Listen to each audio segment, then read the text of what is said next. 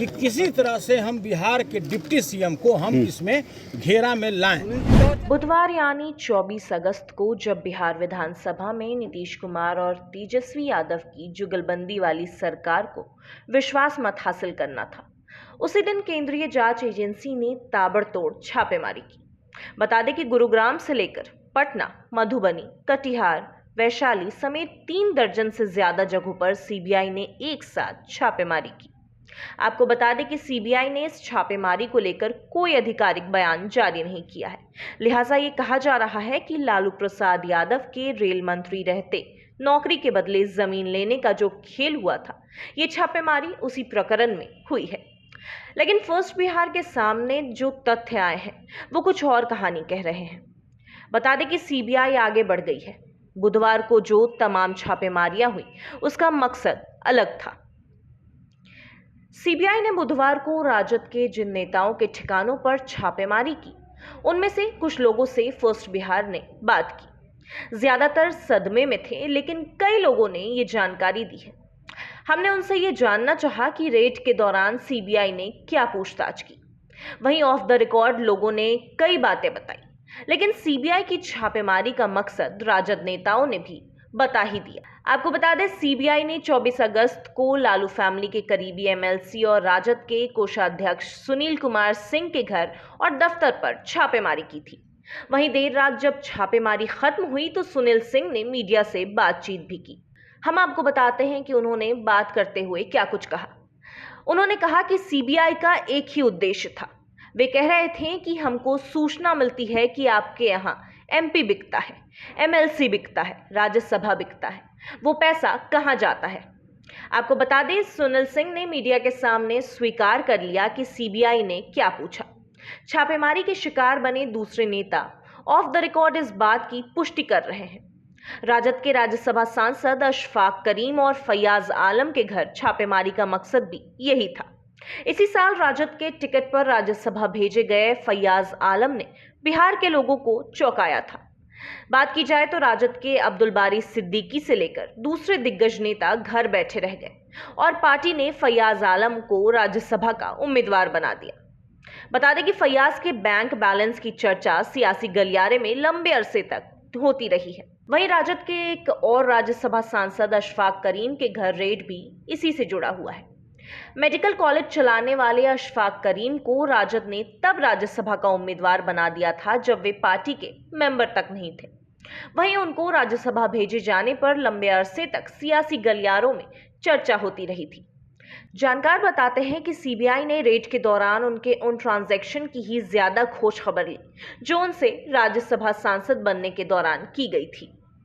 अशफाक करीम हो या फैयाज आलम, दोनों लालू परिवार के ज्यादा करीब कभी नहीं रहे। हकीकत तो यह है कि वे उस दौर में राजद के सदस्य तक नहीं थे जब लालू प्रसाद यादव रेल मंत्री थे। अगर सीबीआई रेलवे में जमीन के बदले नौकरी की छानबीन कर रही तो अशफाक करीम और फैयाज आलम के घर छापेमारी का कोई मतलब ही नहीं बनता है। आपको बता दें कि सीबीआई ने 24 अगस्त को जिन लोगों के ठिकाने पर छापेमारी की, उनकी सूची दिलचस्प है। बिहार सरकार के एक ठेकेदार सुनील राय के कई ठिकानों पर छापेमारी की गई। वहीं बिहार के आम लोगों की कौन कहे, राजद के भी ज्यादातर लोग ठेकेदार सुनील राय को नहीं जानते हैं। ठेकेदार सुनील राय वैशाली के बिद्दुपुर के रहने वाले हैं और तेजस्वी के पर्सनल मीटिंग में लगातार बैठने वाले लोगों में शामिल है। वहीं सीबीआई ने उनकी पूरी कुंडली खंगाली है। बात की जाए तो सीबीआई सूत्रों के मुताबिक पूर्व एमएलसी सुबोध राय के घर छापेमारी का मकसद भी अलग ही था। सूत्रों के मुताबिक वैशाली के स्थानीय निकाय कोटे के एमएलसी रहे सुबोध राय ने अपने आवास को तेजस्वी यादव का सारा निजी काम देखने वाले व्यक्ति के सुपुर्द कर रखा है। वहीं आवास जो है वो सुबोध राय के नाम का था, लेकिन रह कोई और रहा था। सीबीआई के एक अधिकारी ने बताया कि हमें इसके संकेत मिले थे कि एक पूर्व एमएलसी के सरकारी आवास में रह रहा व्यक्ति ही बड़े पैमाने पर प्रॉपर्टी को मैनेज कर रहा था। वहीं उधर गुरुग्राम में हुई छापेमारी का भी लालू यादव के रेल मंत्री रहते हुए खेल से कोई वास्ता नहीं है। सीबीआई सूत्रों के मुताबिक गुरुग्राम के मॉल की कहानी का सूत्र तो उन्हें लालू परिवार से ही मिल गया था।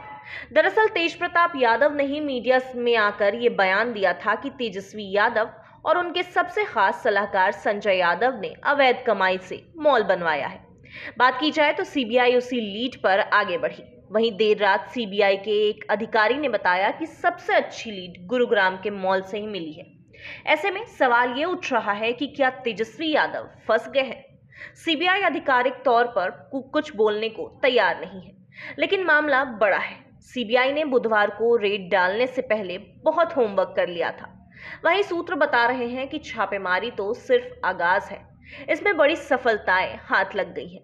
अब आगे क्या होगा इसका आकलन करना कठिन है, लेकिन तेजस्वी यादव आने वाले दिनों में मुसीबत में पड़ेंगे ये तो तय है। कोई मामला नहीं है, पूरा परेशान थे, लगातार फोन कर रहे थे कि यहाँ रेड कीजिए, वहाँ रेड कीजिए।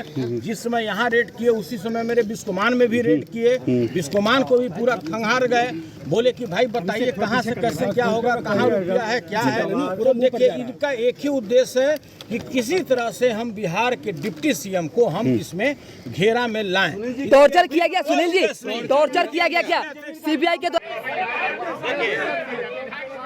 13 घंटा का जो सघन जांच हुआ, इसमें एक मिनट 13 घंटे का जो इन्होंने सघन जांच किया, जो सबसे तेज तर्रार टीम था उसको यहाँ बुलाया गया। पूरे बिहार में जो रेड हुआ है उसका जो सबसे तेज तर्रार अफसर है, जो 10 नंबर में भी रेड किया, उसको स्पेशली मेरे पास भेजा गया और कहा गया कि वहाँ पर कम से कम आपको 50 करोड़ मिलेगा। पूरा हमारा फौज तोड़ दिया, पूरा मेरा हर तहस नहस कर दिया और मात्र ये कितना रुपया पाए? 2,56,940 रुपया। वो भी कौन रुपया? जो हमारे बेटा को अभी छेका में जो सगुन मिला 1 लाख रुपया, और जो हमारी वाइफ कैरेट प्लांट चलाती है उसका 1.5 लाख रुपया, वो रुपया दोनों में 2.5 लाख रुपया, यही रुपया वो लेकर के गए। और इसके अतिरिक्त क्या क्या आपसे बुलवाना चाह रहे थे? ये जानना चाह रहे थे कि लालू जी सबसे क्लोज कौन है। बोले कि हमसे ज्यादा कोई क्लोजे नहीं है। मैंने उनको एक छोड़ दो यार, मैंने कहा कि हमसे ज्यादा तो क्लोज हमको नजर नहीं आता है। वैसे जो संबंध मेरा है लालू जी के परिवार से, वैसा 2 लाख लोगों का परिवार में संबंध है। मैंने उनको कहा कि अगर आपको रेड करना है तो लाखों लोगों के यहाँ एक साथ रेड करना पड़ेगा। जो संबंध मेरा है लालू जी से, वही सब बाकी लोगों का भी है।